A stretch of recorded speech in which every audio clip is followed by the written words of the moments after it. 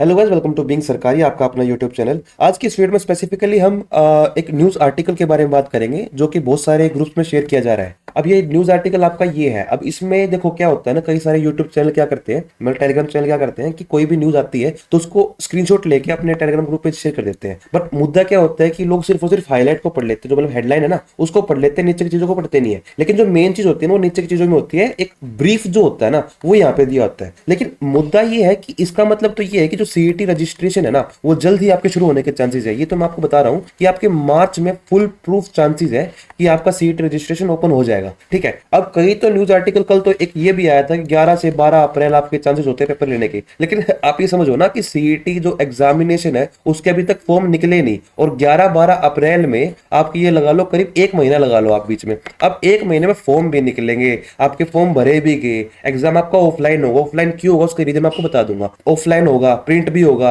वो पेपर लिया जाएगा। तो बहुत सारे सिनेरियो है जो इतने कम टाइम में पूरे नहीं हो सकता। ठीक है। अब इतने में एक महीने के बाद उन्होंने 11 से 12 तारीख दे भी दी। बट इतना कंफर्म देता हूं कि फॉर एग्जांपल आपकी जो लास्ट डेट एग्जाम की फॉर्म भरने की वो 31 मार्च है। ठीक है। अब 31 मार्च है तो अगर मान लो इसमें आप 3 महीने जोड़ के देख लो, मतलब कि आपके 30 जून, अब 30 जून के आसपास पेपर होने के चांसेस हो जाएंगे। मतलब लास्ट डेट में आप 2 से 3 महीने जोड़ लो, उसके बाद एग्जाम होने के चांसेस है। उससे पहले कोई भी एग्जाम नहीं होगा। उसका रीजन क्या है मैं आगे आपको अच्छे तरीके से समझा दूंगा। अब मेन चीज मैं आपको डिस्कस करता हूं। देखो अब इसमें जो मेन थी सीईटी रजिस्ट्रेशन का वो आपने देख लिया। ठीक है। अब इसके नीचे क्या दे रखा है, ये करीब 2300 सेंटर आपके शॉर्टलिस्ट हुए हैं एग्जाम लेने के लिए सीईटी एग्जामिनेशन, मतलब कि 2300 शॉर्टलिस्ट हुए हैं।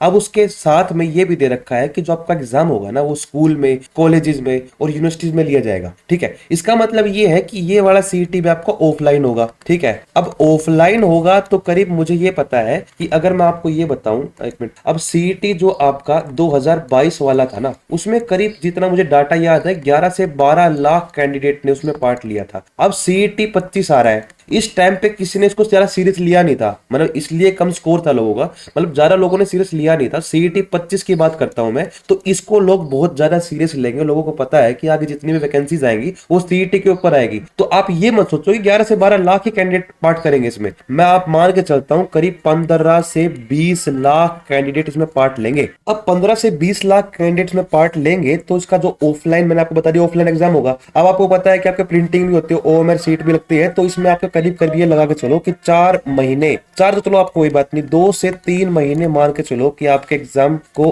प्रिंट करने में लगेंगे। और जितनी भी पेपर फॉर्मेलिटीज होती हैं वो आपके 2 से 3 महीने के अंदर पूरी हो सकती है, इससे पहले पूरी नहीं हो सकती। अब ये मान के चलो फॉर एग्जाम्पल आपके फॉर्म निकलते 1 मार्च से, एग्जाम्पल के तौर पर मान के चलो। अब एचएसएससी उसमें देता है आपको 30 दिन, मतलब कि 30 मार्च को आपकी लास्ट डेट है। अब इसमें क्या करो, आप 3 महीने जोड़ लो, कम से कम 2 महीने जोड़ लो आप। ठीक है। मतलब कि 30 मई तक आपका कोई एग्जाम होने के चांसेस नहीं है। अगर आप प्रैक्टिकल सिनेरियो में चलोगे ना तो इस तरीके से काम करेगा। ये नहीं होता कि भाई आपका एग्जाम की लास्ट डेट होगी उसके 10 दिन बाद आप एग्जाम ले लिया। अब एसएससी बहुत अच्छे तरीके से एग्जाम लेता है। एसएससी ने आज तक ऐसा कभी नहीं किया। जब फॉर्म की लास्ट डेट होती है ना 2 महीने बाद एग्जाम होने के चांसेस होते हैं उसके। 2 महीने से पहले आज तक कोई भी एग्जाम नहीं हुआ उसको। वो तो ऑनलाइन पेपर लेता है, उसमें जरा प्रिंटिंग वगैरह कोई इशू नहीं होता। बट एचएसएससी प्रिंटिंग भी करेगा तो उसमें बहुत ज्यादा टाइम आपका लगेगा। अब इससे आपका ये पता लग गया कि भी स्कूल, कॉलेज, यूनिवर्सिटी में लगेगा, ऑफलाइन पेपर होगा, कितना टाइम ले सकता है, कितना टाइम नहीं ले सकता, मैंने आपको अच्छे तरीके से बता दिया। अब मुद्दा ये आता है कि एग्जाम आपका लेगा कौन, मतलब कौन सी एजेंसी आपका एग्जाम लेगी।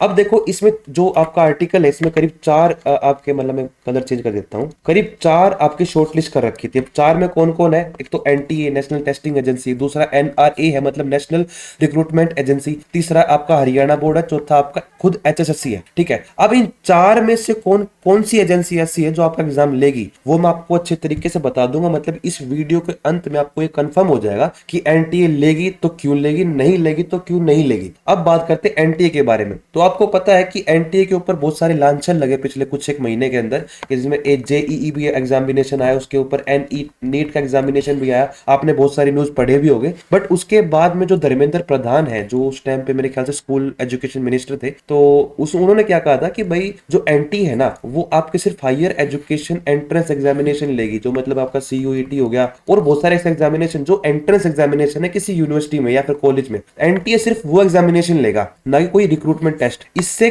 क्या है कि भी एनटीए में जो रिलायबिलिटी थी, जो मतलब कि लीक होने के चांसेस जो हुआ करते थे, वो थोड़ी सी रिलायबिलिटी कम होगी, इस करके ये कंक्लूजन निकाला था कि एनटीए कभी भी आगे आपके रिक्रूटमेंट टेस्ट नहीं लेगी। तो आपका जो सीईटी है वो आपका रिक्रूटमेंट टेस्ट है, बेशक आपका एलिजिबिलिटी टेस्ट ही क्यों ना हो, ठीक है, इसके बाद ही आपका मेंस एग्जामिनेशन में आप शॉर्ट लिस्ट हो गए। अगर यहाँ पे आपकी जो कॉन्फिडेंशियलिटी है या कुछ भी कह लो आपकी भाई आपका लीक हो जाता है, तो आप फिर यहाँ पे तो मतलब लोग पार्टी नहीं ले पाएंगे ना इससे आगे। तो इस करके एनटीए इसमें पार्ट नहीं लेगा, मतलब एनटीए एग्जाम नहीं करवा सकता, ये चीज पहले डिक्लेयर हो चुकी है। अब बात करते हैं नेशनल रिक्रूटमेंट एजेंसी के, मतलब नेशनल टेस्टिंग एजेंसी तो खत्म हो चुकी है, मतलब ये तो एग्जाम लेगी ही नहीं। अब मुद्दा बात आती है आपका नेशनल रिक्रूटमेंट एजेंसी के ऊपर। अब नेशनल रिक्रूटमेंट एजेंसी क्या था, एनआरए को जो मतलब आपको अच्छे तरीके से बता देता हूं, जो एनआरए था ना, अब एनआरए को सेटअप किया था 2021 के बजट में। ये क्यों आया था, सीईटी को कंडक्ट करने के चक्कर में। अब सीईटी आप हरियाणा का नहीं कह सकते, वो सेंटर का सीईटी था, ठीक है। सेंटर के सीईटी को कंडक्ट करने के लिए एक नई एजेंसी का गठन किया था, नेशनल रिक्रूटमेंट एजेंसी।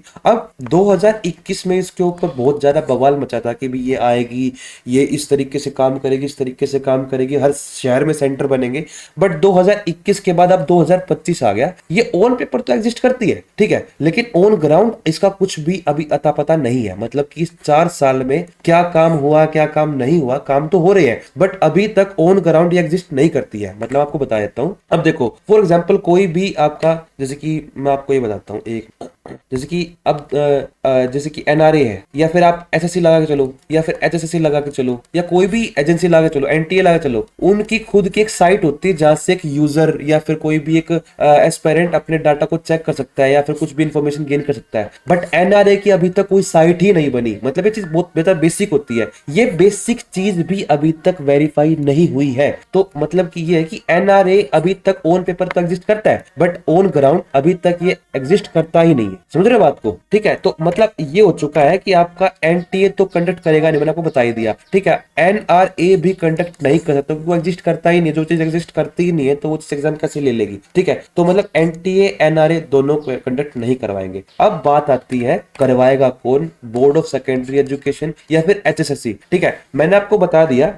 कि भाई आपके जो सीईटी जो आपका 25 का होगा उसमें करीब 15 से 20 लाख कैंडिडेट आपके एग्जाम देने के लिए बैठेंगे, और आज तक एचएसएससी ने इतना बड़ा एग्जाम नहीं लिया, और जब इतनी बड़ी रिक्रूटमेंट भी नहीं करी थी अब तक एचएसएससी ने 25,000 वाली, ठीक है। अब मैं ये नहीं कह रहा कि भी एचएसएससी ले नहीं सकती, मैं ये कह रहा हूँ कि जैसे कि देखो अभी आज तक एचएसएससी ने एक साथ 25,000 लोगों को अपॉइंटमेंट लेटर नहीं बांटे थे, लेकिन अब की बार रिकॉर्ड तोड़ दिया, ठीक है। और मैं ये चाहता हूँ कि एचएसएससी अब की बार ये भी रिकॉर्ड तोड़ दे कि 15 से 20 लाख एक फेयर एग्जामिनेशन लेके, मतलब कि लीक ना हो, अच्छे से एग्जाम सेट हो और अच्छे तरीके से आपका जो पेपर है वो भी आउट ऑफ द बॉक्स ना आए, सिलेबस के अंदर ही आए। तो 15 से 20 लाख का एग्जाम लेके एचएसएससी अपने आप को प्रूव कर, मतलब प्रूव तो क्या, उन्होंने प्रूव तो बहुत अच्छे तरीके से कर दिया। मतलब कि ये है कि मैं चाहता हूं कि किसी बाहरी एजेंसी पे अपनी हरियाणा कोई भी जो बोर्ड है वो उस पे निर्भर ना हो। मैं चाहता हूं कि एचएसएससी खुद एग्जाम ले। अब ले तो बीएससीएस भी सकता है क्योंकि जो हरियाणा बोर्ड है वो एचटेट एग्जामिनेशन लेता है, और एचटेट में इतना तो नहीं होता कि 15 से 20 लाख, करीब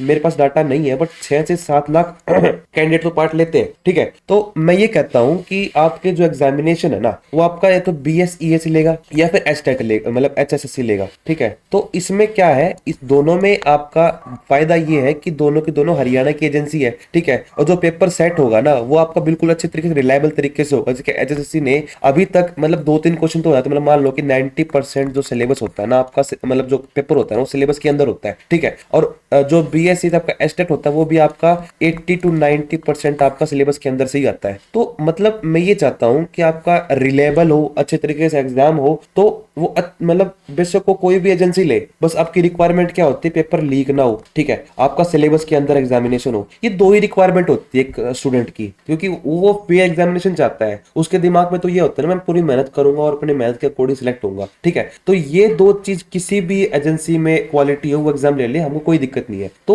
अब कंक्लूजन ये है कि ये दो एजेंसी ऐसी हैं जो आपका एग्जाम लेगी, इसमें से कोई भी हो सकती है। एनटीए और एनआरए नहीं लेगी, उसका रीजन मैं आपको अच्छे तरीके से बता दिया।